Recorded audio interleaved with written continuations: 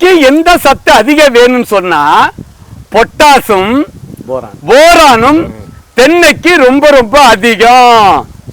அப்ப பொட்டாசு இயற்கை வடிவத்தில் எதுல இருக்குன்னு சொன்னா அந்த சாம்பல், மரவள்ளி கிழங்கு தோல், இதே மாதிரி இந்த வேஸ்டுகளை அரைச்சு போடுறாங்கன்னா இதுல எல்லாம் பொட்டாசு அதிகமா. இந்த காராமில தன்மையை நீங்க மெயின்டைன் பண்ணாட்டு பிஞ்சுகள் உதிர ஆரம்பிச்சிடும்.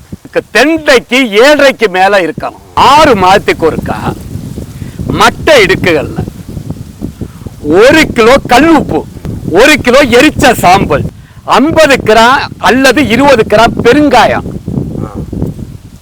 பெருங்காயம் தூள், இத 3 கலந்து ஐயா மரத்தை சுத்தம் பண்ணும் போது அவங்கள்ட்ட கொடுத்தேன்னு சொன்னா மட்டை இடுக்கு எல்லாம் போட்டு விட்டுருவாங்க.